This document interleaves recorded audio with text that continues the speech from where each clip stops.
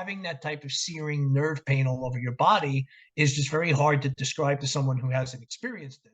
Everybody needs ammunition. Everybody needs weapons, whether they're going into a physician's office to talk about and be an advocate for themselves, or if they're going into the halls of Congress to try and get more research money for neuropathy treatments and cures. It's a very, very good site to go for basic material about neuropathy, current research, and some connections not only to support groups, and has a somewhat unusual section for teens and kids.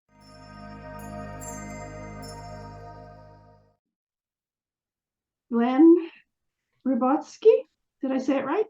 Yeah. Awesome. Is the secretary and a board director for the Western Neuropathy Association, that's out of the US. And he himself is someone who has a rather unusual neuropathy diagnosis. He is, hang on, cat clawing my arm. He is going to talk about a number of essential neuropathy websites that he's discovered along his journey to find information about the condition. He says the list is not exhaustive, but the sites presented are among some of the most comprehensive and are excellent for getting information about causes, diagnosis, treatment, and support. And I'm actually going to put the link for the Western Neuropathy Association in the chat box. And then I'm going to let you take it away. Go ahead. Okay. Thank you, Linda. It's great to be here with people. Hopefully you guys will get some good information out of this. And Linda's quite right. I have an unusual neuropathy diagnosis because I had a very unusual presentation of symptoms. I'm one of those people who had an acute onset body-wide neuropathy. Basically went from the fourth toe on my right foot to the top of my head over the course of about 48 hours. And this was back on April 12th to the 14th of 2003. So yes, 20 plus years ago now. And because this was such an unusual presentation, I was 43 years old at the time, guy presents with burning, searing pain across the skin. The way I described it is it felt like I had gotten sun poisoning and then someone had rubbed it with steel wool. And it took me some time to get into seeing a neurologist, but the presumption was that I had multiple sclerosis because that's the kind of presentation you might see with that type of acute onset. But a lot of testing later for multiple sclerosis, MRIs, spinal taps, nerve conduction studies, evoked potentials, revealing nothing to that effect, I started being able to do some of my own research after having been dosed up with a lot of gabapentin, because then I was finally able to put some clothes back on. Too much information, I know. But I had lost like 15 pounds during this. I wasn't eating, I wasn't sleeping. Having that type of searing nerve pain all over your body is just very hard to describe to someone who hasn't experienced it. Of course, people here today may very well have experienced it, although I hope it wasn't body-wide for them. So what I then started to do, fortunately, the internet was in existence. I started to look up potential explanations for this. And by the time I actually got into the Cornell Weill Center for Neuropathy, a fortunate thing to be able to get into as I live in New York City, and that's a major research center for neuropathy, I had come to the conclusion I did have some sort of small fiber syndrome, some sort of analogous syndrome to Guillain-Barré, but not affecting the motor nerves or the myelinated nerves. And we'll talk about that as we go. I had that appointment. It was in July of 2003. It was the most comprehensive physical that I'll ever get. I was in there 3 hours. And not only did they take enough blood to start a vampire farm, but they also did a skin biopsy on me. And lo and behold, the results from that did indicate an extensive small fiber neuropathy. It's actually the only test result out of all the tests I had, including nerve conduction studies and blood work and spinal tap, that ever came up unequivocally positive. So the idea was that here we had found somebody with an acute onset small fiber neuropathy, And as I was followed over the years, and as I finally began to get more used to the symptoms and was able finally to wean down on the gabapentin as time went on, I had learned that acute neuropathies have a good mood, bad mood aspect to them. You're more likely to get some form of recovery from them, although the recovery can be patchy and incomplete, and certainly mine is, even 20 years later. But at least you get recovery, at least some form of it, and at least you don't wind up with this ongoing chronic condition that's as severe as the initial attack. So, given that this was a Guillain-Barré-like syndrome, they actually came up for myself and some other people who had been described for this with an acronym. And I love the acronym because it's just so lewd sounding. It's ASFAN, ASFAN, acute small fiber axonal neuropathy, sort of the small fiber equivalent to Guillain-Barré syndrome. Now, of course, I wouldn't know all of this type of stuff had I not been doing incredible amounts of research at the time. And today I wanted to come on as I had compiled these websites over time, some that involve organizations involved with neuropathy, such as Calgary Neuropathy Association, and some that are more in the realm of databases. And we'll talk about them. I have a PowerPoint that I am going to attempt to share with everybody as long as I can get the sharing up, which may take a moment, but hopefully you'll all be able to see these and, tell me if you can't. It should be popping up on you now. And I put these together into a listing and into a webinar presentation on PowerPoint, and we're going to talk about them. And the reason I did this is that it's really for self and cause advocacy, as I put on the title sheet, because everybody needs ammunition, everybody needs weapons, whether they're going into a physician's office to talk about and be an advocate for themselves, or if they're going into the halls of Congress to try and get more research money for neuropathy treatments and cures. Done both. And as a result, I have it separated that way. I will show you in the next little slide. If I can get that to come, there we go. Yes, I am not great with technology. I'm going to try to not really screw up the technology today. But I subdivided this little presentation into sites for diagnostics, types, and treatments versus site for general information and public advocacy. The first things will be the diagnostic types and treatments. And all of these are places that I think every neuropathy patient should know about, even if you don't use them quite as often as somebody like me would. There's very good information on these sites. Some of them are things that most doctors should know about. Some of them are unfortunately things that not every doctor who you might encounter knows about. But let me get right into it, because I don't want us to talk for 3 hours, although we could, to talk about the first one here, which is a very classic paper on neuropathy written by Anne Poncelet, who's still at the University of California, San Francisco. These are often called the Poncelet protocols. And this paper is an algorithm for the evaluation of peripheral neuropathy. The reason I like this paper in particular, although it is 25 years old and there have been revisions to it over time, is that it's written, first of all, in very plain language. It's not like overly doctorized.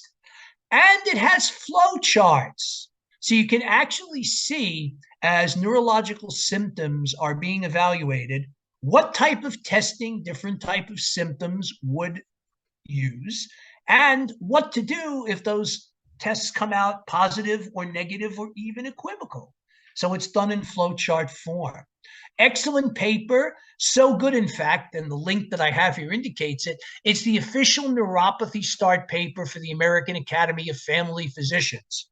So if you run into your primary care physician, which is more, I know it's more of an indication here in the US than in Canada, this is something that they can consult. And if they know nothing about neuropathy before they send you on, hopefully, to specialized neuromuscular people. Do you think it might be out of date because it's so old? No, it's excellent still. Even though it was 1998 and there have been some revisions to it, it's still really the protocol that most physicians and even neuromuscular specialists follow. She's made a couple of changes to over the years, and a couple of those have been in the realm of hereditary neuropathies, simply because, as we've talked about before, and we actually had Linda do a little webinar for us at Western Neuropathy Association on this. A lot of the advancements in neuropathy cause have been with the Human Genome Project. Apparently, there are a lot more hereditary neuropathies out there than people thought. And some of the databases you guys will see later have added them in. But still an excellent paper as a starting point. This next site, everyone should be familiar with this. This is the Washington University at St. Louis Neuromuscular Portal. Washington University has an excellent medical school, particularly in the realm of neurology. And the neuromuscular portal deals with really any neurological condition you can imagine.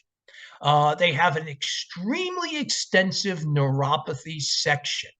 I'm actually going to pull up the neuropathy quote unquote home page from that so you guys can see what it looks like. And I'm not sure, I don't know if I should blow this up a little bit if I can or not. But this is just the neuropathy differential diagnosis page with all of these hyperlinks that you can go into based upon functional involvement, whether there's pain or motor or other sensory symptoms, large versus small fiber, or both. Anatomic distribution, because not every neuropathy starts in the feet and then just goes to the hands. I had a whole body presentation. The time course, acute, semi-acute, chronic, those that attack in childhood, some that are relapsing and remitting, like chronic inflammatory demyelinating polyneuropathy, which is an autoimmune neuropathy. The nerves that are actually involved, you can see those there, different parts of the body. General information, here's what we talk about axonal versus demyelinating neuropathies. Axonal means it attacks the fiber itself, and demyelinating means it attacks the myelin sheath, the fatty covering of the larger diameter nerves. There are associated features here. You can see there's quite a lot of those that are involved with muscle conditions as well, myopathies, those that are involved with cancer conditions, there are a lot of those, gastrointestinal conditions, diabetes, deafness, renal failure, it goes on and on and on. And finally, a laboratory section over there, which is where you get a lot of the laboratory tests that can be used to determine cause and laboratory procedures to be followed sometimes for therapies, such as intravenous immunoglobulin. And like I said, this is only the entering portal for the neuropathy section. You absolutely can go into any one of these areas and spend weeks there. This is like the deepest rabbit hole dive I know of on the subject of neuropathy. It's a thing that I've been consulting for 20 years. It gets updated constantly. It is written in a sort of clinical shorthand. It's made for doctors primarily, but that doesn't mean you shouldn't become familiar with it, especially when you're researching a particular type of condition and you want to know the type of symptoms typically associated with it, the symptoms that are not as typically associated with it, and the types of therapies that may be possible, and indications for diagnosis, such as what lab and other results you can expect. A great, again, a great and comprehensive database. Everybody should at least become a little bit familiar with it. Okay, next slide, as they say, right, in the PowerPoint biz. This is a white paper that was written in combination with Quest Diagnostics by Dr. Norman Latov. And if you don't know that name, you should. Norman is probably the world's leading expert, particularly on autoimmune neuropathies and neuropathies in general. I've had discussions with him at Weill Cornell. He does a lot of webinars for the Foundation for Peripheral Neuropathy. He is like most neurologists in that he gets really animated when he's talking about his subject and otherwise not so animated. But he wrote this paper. It's a very small but dense clinical application paper about laboratory tests to investigate causes of neuropathy. This is just lab results, basically. This is not like nerve conduction studies, which of course are another avenue, or skin biopsies, which are still a third. But this is okay. You have neurological symptoms. What should they be testing your blood for? What type of antibodies? What type of metabolic problems, particularly diabetes? Should they be checking individual antibodies to specific components of nerve? There's a lot of those in here. Kidney functions, toxins, heavy metal is a cause of neuropathy. All sorts of things like that. It goes on when you actually go into the paper. It goes on for quite a few pages. But it's important because if you're in the process of investigating your neuropathy and what the causes may be, not every doctor is going to know every test that's listed here. And depending upon the results of some of the initial basic testing, you may want to do a deeper dive. Okay. Next little section here. This is just an example. And again, I'm not sure if you can see this. This is one of the pages from that previous article where it actually has the table of contents, and you can click on each of these. You can see that they break it down to endocrine and metabolic causes. That's things like diabetes. Nutritional and toxic causes. Yes, heavy metals, but also things like B vitamin deficiencies. Immune-mediated neuropathies, a lot of area in that, because you have things that attack myelin, you have antibodies that attack other components and axons, all sorts of things like that. Autoimmune encephalitis is another one of these things that involves central nervous system involvement as well. Paraneoplastic neuropathies. A lot of cancers come with neuropathies, particularly what are called the monoclonal gammopathies, which is generally if you have something like lymphoma, leukemia, myeloma, the body produces antibodies that not only attack the body, but they attack peripheral nerve as well. And treating the cancer often helps treat the neuropathy in those ranges. Polyneuropathies caused by infections and inflammatory diseases. This has gotten a bit more attention lately because, hey, guess what? COVID can cause neuropathies. HIV obviously does, cytomegalovirus, Epstein-Barr. There's a lot of Lyme, West Nile. There's unfortunately a lot of things that you can catch that can cause neuropathies. So again, something to be familiar with, just in case when you start that investigation, you go like, I actually had an infection 3 weeks ago. Do you think that might have something to do with it? Or I work in a coal mine where I'm exposed to mercury. These are all things to get people thinking about the causes. And it's not just the doctors who should be thinking about it. Every patient should be too. You're always your own best advocate. All right, next little fun thing. This is one of the best articles I know about small fiber neuropathies, which can be very difficult to diagnose because nerve conduction studies can't detect them. Nerve conduction studies are only able to detect problems with larger fiber myelinated nerves. But the small fibers are the tiny, thinly or unmyelinated fibers that subsume the sensations of pain and temperature, and also that involve autonomic functions to a great extent in the body. It's why people who have like neuropathy pain from small fiber syndromes, the classic one being, of course, diabetes, often have some autonomic disruptions as well. And this helps to explain them. It has many of the references for how skin biopsy, which is still the gold standard for detecting small fiber syndromes, was developed. It has a lot of papers on autonomic testing, things like small fiber vasculitis, which is associated with some of the anti-nuclear antibody autoimmunities, things like lupus, Sjogren's syndrome, Behçet's disease, polyarteritis nodosa, and a lot of other things most people haven't heard of, but they all share certain autoimmune aspects. And these can all be investigated. They tend to have different antibody patterns, and it's good to be able to see the full range of them here.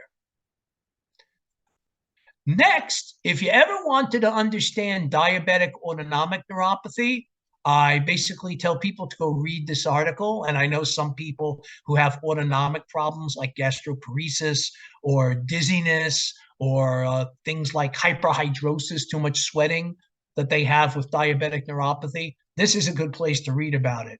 It's written by Dr. Aaron Vinnick, definitely one of the world's leading experts on diabetic neuropathy of all kinds. I think his name, last time I looked, his name was on over 350 papers about diabetic neuropathy of one sort or another. It's really, really comprehensive if you go through not only the article, but also the reference list. Okay, now we start getting into some of the other types of sites that are both databases and advocacy places. And the first one I talk about now, even though it's not as busy as it was before the advent of social media, which meant actually in the 90s and 2000s it was very busy, is NeuroTalk, which was a successor to Brain Talk started by psychologist Dr. John Grohl as a companion to his Psych Central board.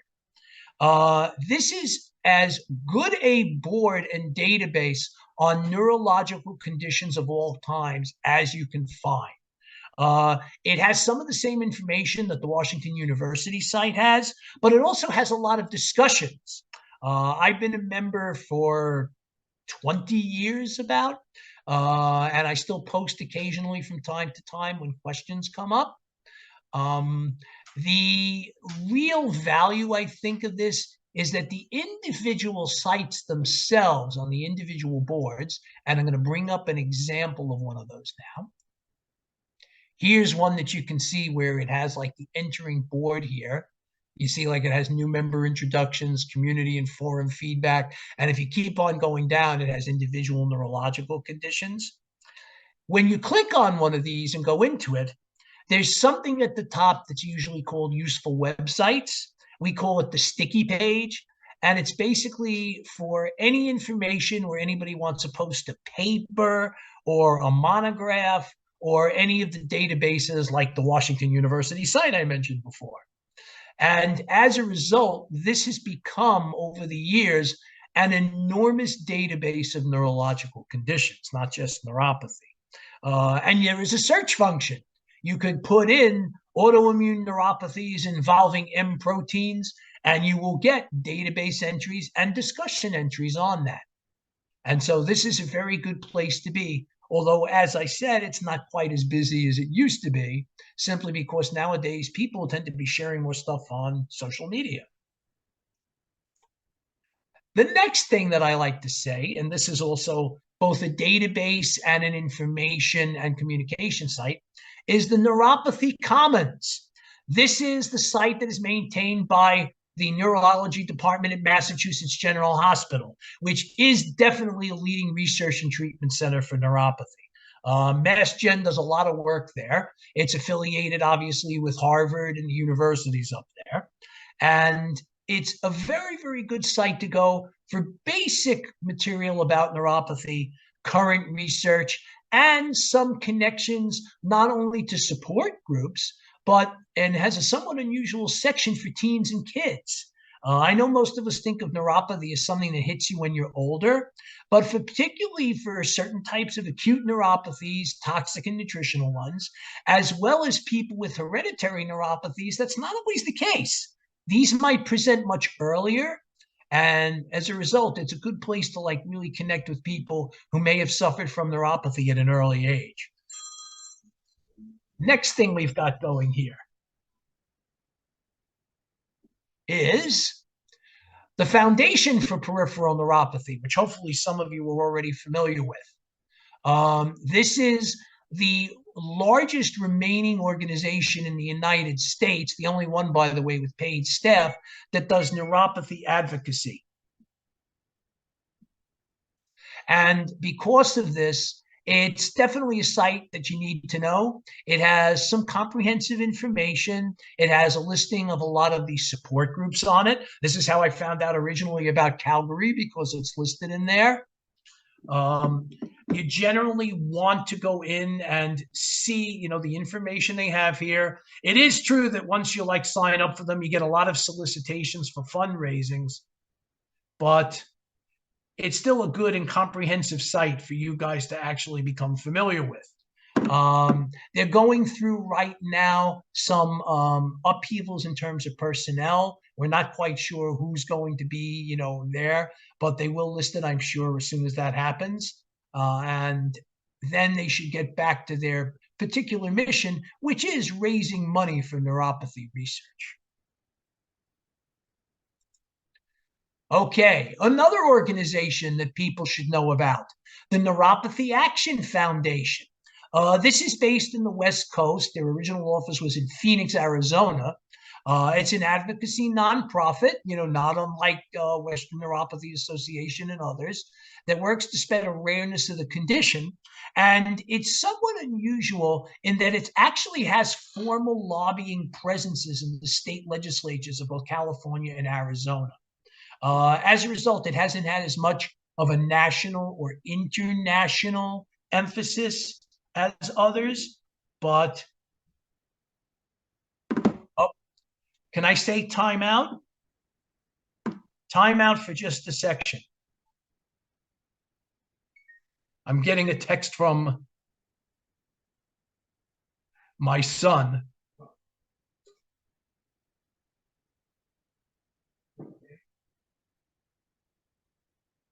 Okay, there we go. Sorry about that.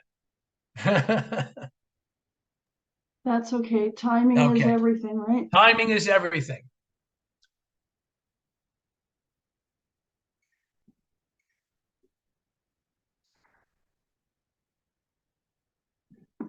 Okay. You know what? I will tell you what this is about. This is hilarious. My son has just gotten his driving license, and now he is driving solo. But because we live in New York has something called alternate side of the street parking, meaning that when you want to park in New York, you have to be very aware of the signs that indicate when street cleaning will occur, because if you're there during those times, you can get ticketed. And he's still becoming used to the signs, so he's sending me material about them to make sure that he can park at places. Fun stuff if you live in New York. But anyway, back to the Neuropathy Action Foundation.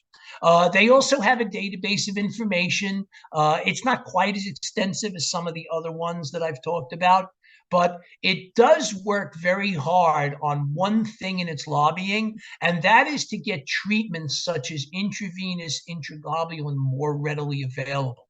I question people who live in Canada about how it works up there. If you have an autoimmune neuropathy, about getting these treatments for immune modulation. But in the United States, as I'm sure a lot of you know, it can be fraught because it depends upon the largesse of your insurance company, which is no fun at all. Neuropathy Action Foundation does a lot of good work, I think, in getting into the insurance companies and letting them know the protocols for when this should be actually used, and hopefully to help them approve it. Okay, now I have more slides to throw at you. Here is, by the way, the homepage of the Neuropathy Action Foundation, just so you can get an idea of what that's about. You can go see it yourself. I won't stay on that long, because I do want to talk about the Western Neuropathy Association, whose website we have in there. And the website has just gone through a major overhaul to make it a little bit more user-friendly. This was started in 1998 as a loose affiliation of California-based neuropathy support groups. It's a nonprofit. All the people who work there are volunteers, including all the members of the board, of which I am one. And we've really expanded the mission into very extensive support groups. Western Neuropathy Association still has 2 of them going on in California that are live support groups. They meet about once a month. It also has a live one that meets quarterly in Texas, and we now do 4 of them each month on Zoom. There are general ones on the second Saturday, third Wednesday. I just came from the third Wednesday one. And fourth Saturday of the month, and also a general third Wednesday evening of the month, specialized one run by another of our directors, John Phillips, on autoimmune neuropathies such as CIDP and getting things like IVIG and other types of therapy for them. It's definitely an organization that involves self-advocacy encouragement. We want people to be good patients. And of course, we want to try and coordinate many other organizations out there into a united front in hopefully getting more research done into causes and into potential treatments. So now, like Linda had said before, this listing here is certainly not exhaustive. It's fairly comprehensive. Here's a picture, by the way, of the front of the website, which we are changing, by the way. You won't necessarily see those neurons there in the future. But these are at least the sites, I think, in addition, of course, to the Calgary Neuropathy Association and one other one, the Peripheral Neuropathy Support Network, PNSN, which I unfortunately didn't have time to make a slide for today. I'm going to try and do that. These are all organizations you all should know about, and you should at least visit them at some point or another. Okay, I'm exhausted, but I will attempt to answer any questions and comments that people have. And I'm going to go now bring up the chat, and I'm going to stop the screen share, unless we need to go back to it later. And see if people are asking questions here or not, or they're just talking about other stuff. Okay, we got to go right up to the near the top for the first one, and it was from Roxanne Gray. I know Roxanne. Do you? I believe so.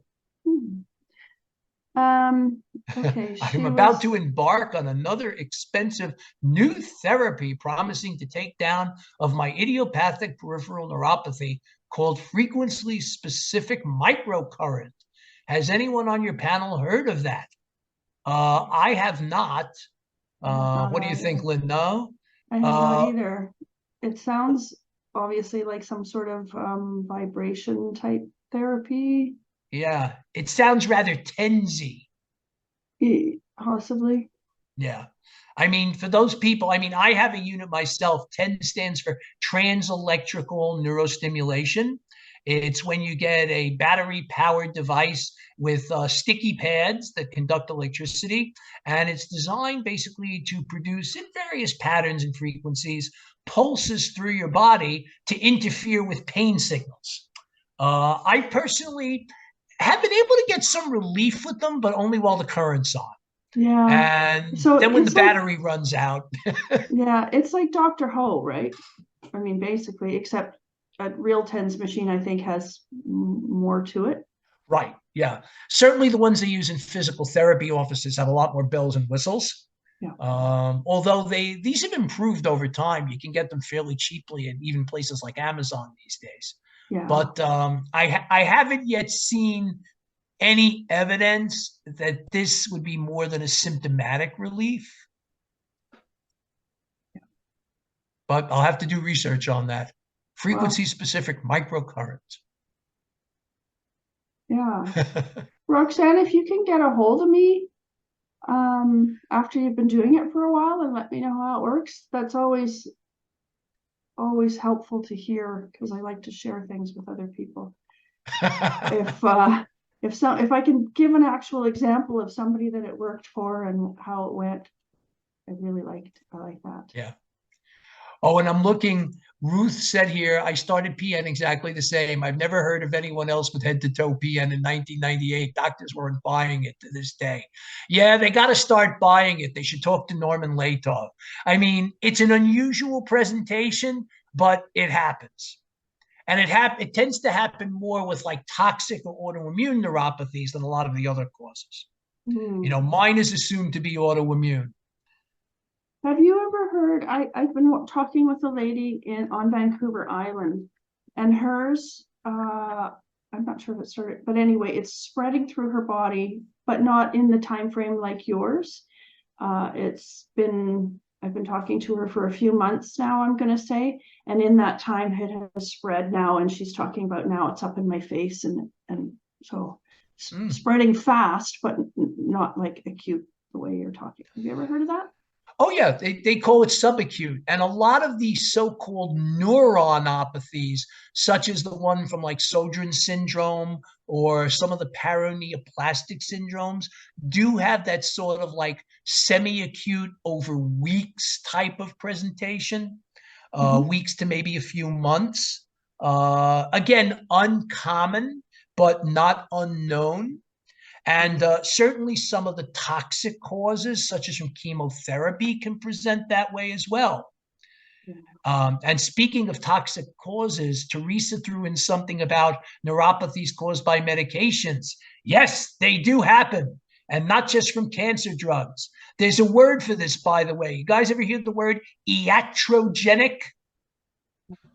It means a neuropathy caused by some medical intervention, whether it's a chemotherapy drug, an antibiotic, a surgical procedure. Some people get neuropathies after surgeries.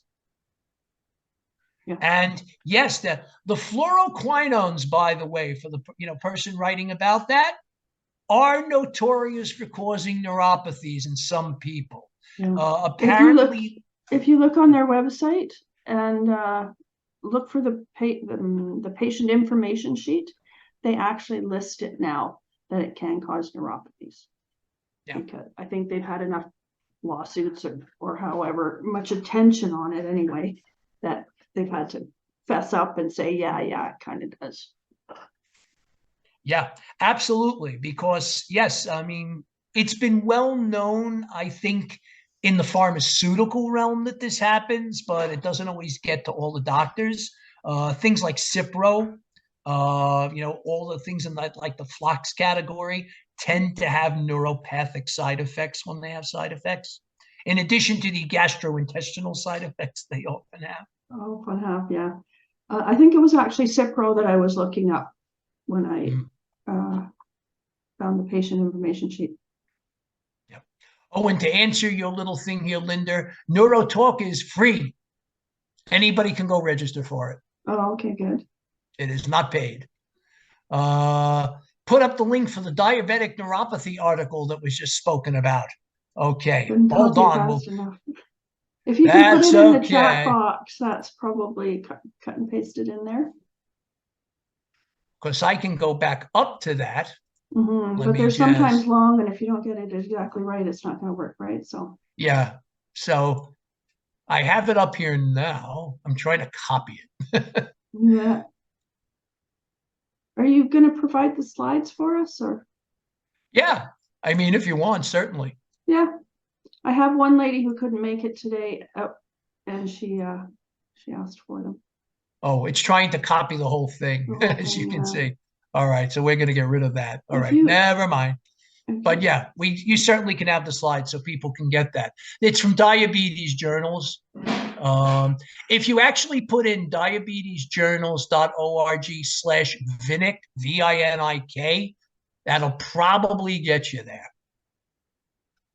Okay. Oh, I lost my place here. Yeah. I can see like, the discussion going on here about toxic neuropathies from medications. Yeah. So yeah, I was wondering about Neuropathy Action, the organization. Do they only do sort of lobbying, or like what do they add? How do they add? They do information stuff. To my knowledge, they don't have any groups going right now. Although, and I'm trying to remember her name, one of the women who runs the neuropathy support group out of Boston, and is her name? It's not Teresa. I'm trying to remember her name.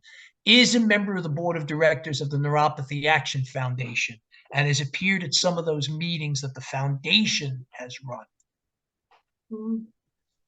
And I'm trying to remember what her name is, and it's like, for all that my memory is supposed to be so ridiculous, I have forgotten her name, and I'm mad at myself. Roxanne was talking about the, I think they say at IVIG treatments. right?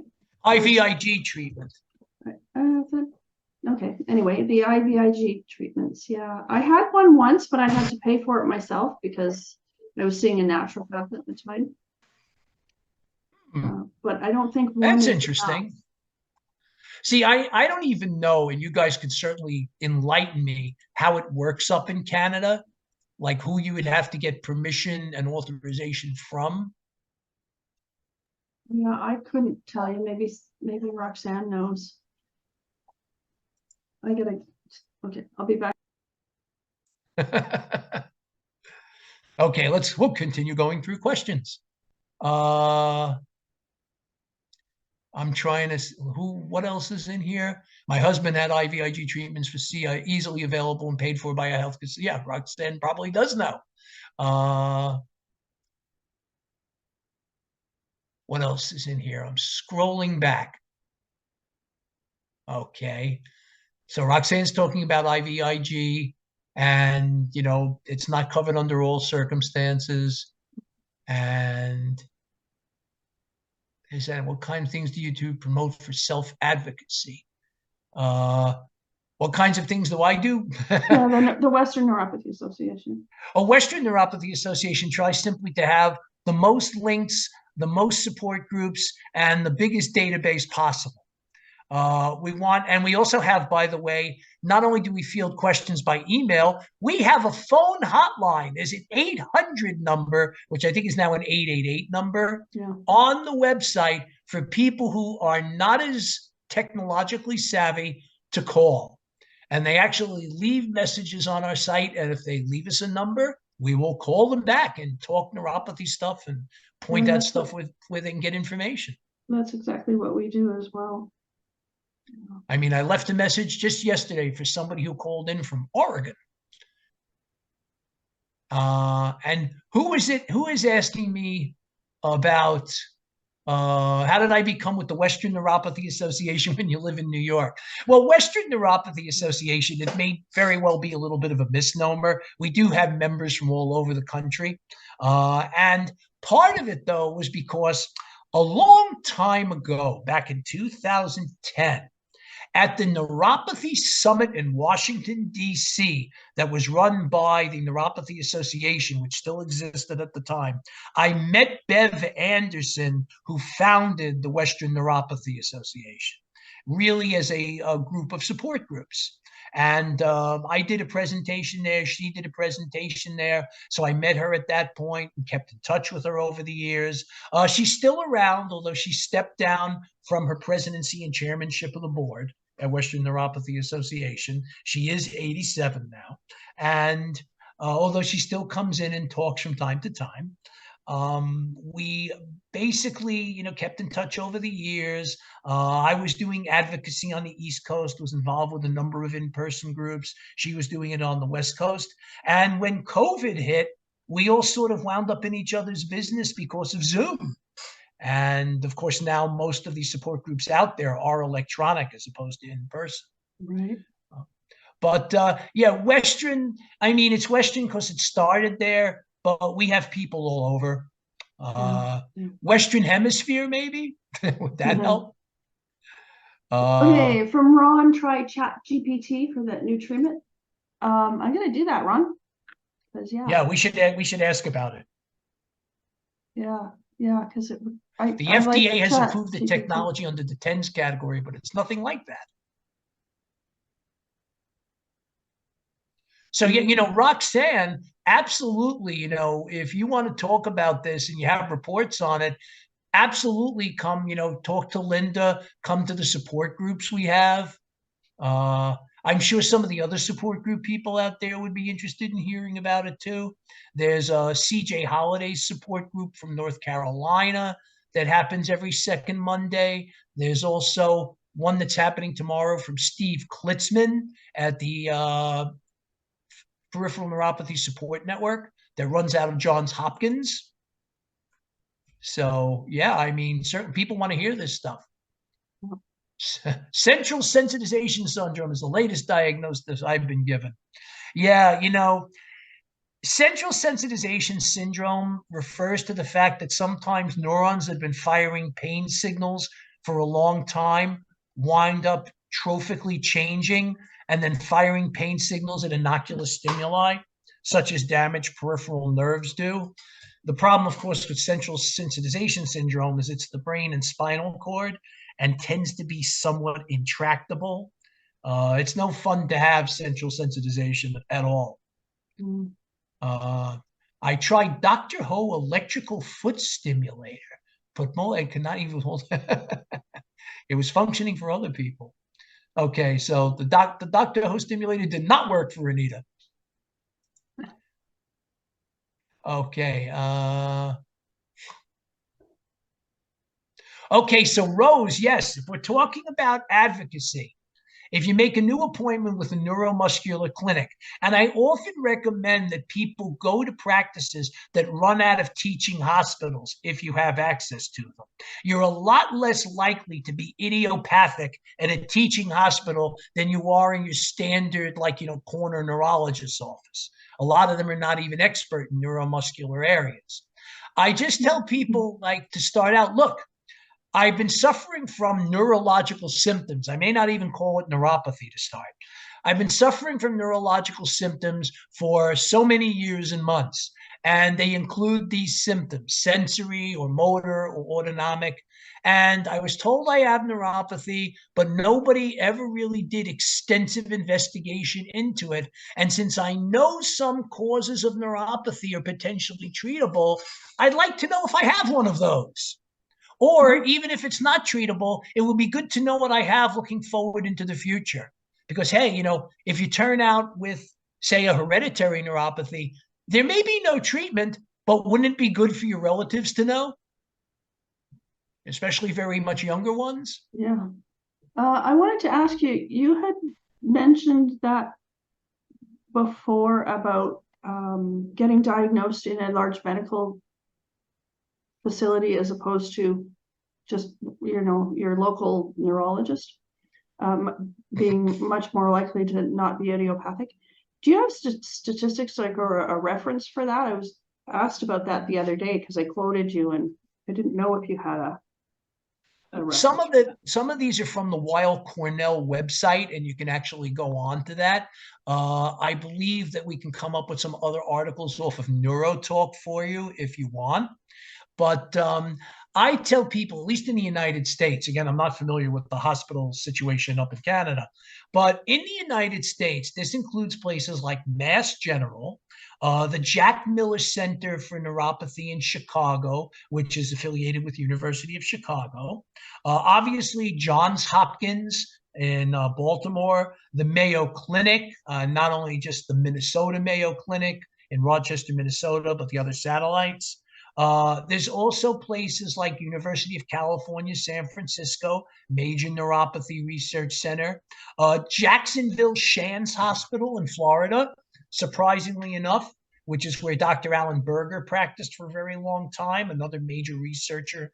You're basically looking to follow the major researchers in these areas and where they've set up their practices and clinics. Norman Latov is at Weill Cornell in New York. Which is where I went. But that's why I went, because, I could get in there. It took a while to get in there, but Weill Cornell is the whole New York Presbyterian system is a major neuropathy research center. It's better to be in such centers because they're simply more on top of the latest developments and they have more resources to pull. For instance, because Weill Cornell is also a major research center into celiac disease, which can be a cause of neuropathy, you have people there who cross-pollinate. And if you show up with a small fiber neuropathy that looks cryptogenic, they'll at least give you some celiac testing while you're there, which may not happen in a regular neurologist's office. So for Canada, I put that at the University of Alberta, the University of Toronto, and Winnipeg. I'm thinking that's the University of Manitoba. And I think there's one in Quebec as well. I was going to say, is there a major medical presence at McGill or no? Actually, yes, I think there is. I mean, because that's the university I'm most familiar with, in Canada, because Right. I've had students go there. For those of you who don't know, I'm one of the original Princeton Review people, if you know what Princeton Review is, which means I've done test prep tutoring and academic tutoring for decades. And we've actually had some students from the United States go to McGill, which I think is great and also Okay. less expensive. We still have questions coming in, so we better Okay. keep going here. And yes, Ruth, yeah, definitely. If you contacted Hep C, that's a toxic neuropathy. Hep C absolutely causes neuropathy, as do Hep A and B, by the way. Mm. And again, something that's unusual, but definitely should be investigated. I've had PN in my feet, age 40, no diabetes. We got blisters, walking in new sandals, some kind of infection. Has anyone heard of called biologics causing NP? Not offhand, but I wonder though, because a lot of the biologics that out there haven't been out there long enough for there to be really good information on side effects. And given that antibiotics certainly can cause neuropathy, it wouldn't surprise me. Yeah. Now, here's the one I should throw right at you, right? Because Rose is asking what tests are there for late onset CMT?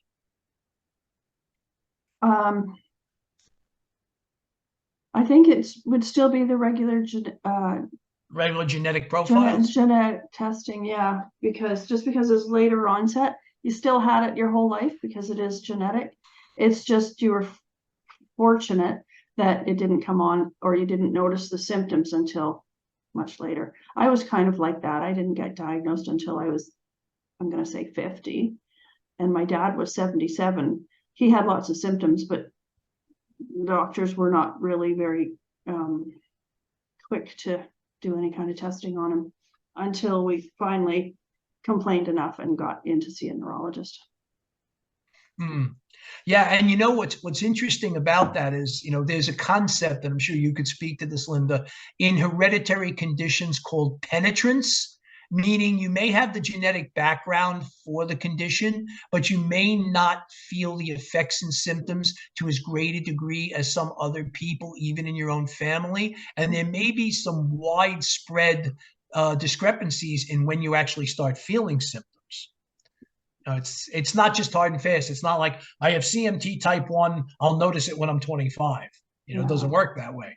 Yeah, I know. I think I'm noticing more symptoms earlier than my dad did, for example. And when did your son first started noticing some of his symptoms?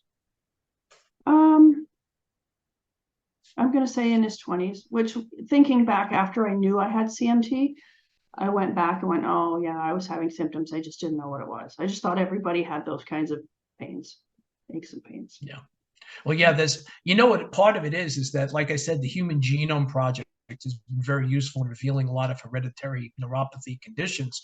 But, there are a lot of people out there I speak with who go like, grandma always complained that her feet were bothering her, but nobody talked about neuropathy back then, which is true enough. Exactly. So I don't think that was very helpful for you, Rose. Sorry, but I think it's the same genetic tests that anybody would take. Okay. Do we have recommended information to supply for anesthetist before surgery or anyone with CMY, which I think meant CMT, specific to breathing protocols? I imagine you should tell them you have it. What else could you say about that? If it's affecting your diaphragm, because it does for lots of folks. I know I've had breathing tests done and I'm low normal. But I certainly would make them very clearly aware that that you have this condition. Oh, okay. So after some of the commentary, yes, CMT, not CMY. What was the neuropathy group in North Carolina? It's done through CJ Holiday. I'm going to try and pull up the website for you guys if I can, and then share it just so you could see it. Let's see if I can do that real fast. With me, anything in terms of technology is not fast. Uh, Oh, so that microcurrent has less current, so you won't even feel it. yeah, that's what they're claiming, right? Yeah. You know what? Maybe I could pull it up through the foundation faster because they have a support group listed. Patient resources, support groups. Come on. Okay, here we go. Yeah, it's peripheral neuropathy resources.com. Okay, and this is where his group is as well. Let's see if I can get that to punch up. And now watch Glenn attempt to do screen share. And while you're trying to do that, so MS is not the same as a hereditary neuropathy. Not at Actually, all. my screen jumped here. Yeah, MS is lesions in the brain, which it feels like neuropathy. A lot of the symptoms are very similar. You'll get the foot drop and the same kind of pain, but peripheral neuropathy is really damage to those peripheral nerves, whereas MS is up in the brain. And one gene, but family history, none. And sometimes you're the lucky person who gets the mutation. I hear of people like that all the time. You're just brought in the new one. Okay, I'll unshare again. Okay, no. Tested at Western, okay. Okay, I have CMT1A diagnosed 35 years ago, says Karen. Yes, you know, the muscular dystrophy people are often very good about including the Charcot-Marie tooth people under their rubric. Yeah, they consider CMT under their umbrella for sure. At least in Canada, they do. And Angel is saying, I took antibiotics from age 12 to mid 30s for my skin. Aside from wrecking my gut biome, which, yeah, I bet it did it likely cause my PN then as well? Maybe. There's a lot of other possible causes, but certainly, and if you're taking it for your skin, I'm assuming you guys can tell me in the chat, was it for acne or that type of condition? Because that's when they tend to put you on. In my case, it was. They had me on tetracycline. And for just about the same time frame there, Angela, I was on for a good close to 20 years. And my gut is garbage now. I don't know if that affected my peripheral neuropathy. Maybe that's why I feel like mine's worse now than my dad was at this age, but who knows? Yeah. I mean, I will say that. I mean, I'm fairly antibiotic naive, fortunately, but people tended, you know, at least 20, 30 years ago, they tended to knock down antibiotics like they knock down antacid pills. And it has caused a lot of problems with people's gut biomes and digestion and things of that nature. So it wouldn't surprise me if more neuropathies were caused by these than are generally appreciated. I think that's the end of our list right now. I've gotten to the end of the chat list. Oh, my four aunts and my mother have PN in their feet, but even though they're older, mine is worse than theirs. Have any of them had genetic testing, Angel? I wonder. Yeah. I mean, because if you've got that many people with neuropathy in your family.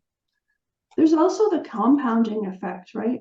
One of the reasons my dad's was so bad was he had Charcot-Marie tooth, but he didn't know it.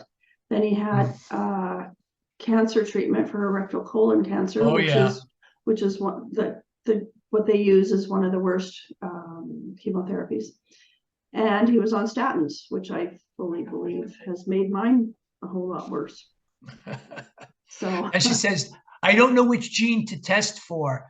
This is something, again, you'd have to be really at an academic center or even something like the National Institutes of Health, because there are so many to test for. There are standard tests for certain types of hereditary neuropathies, quite a number of them now.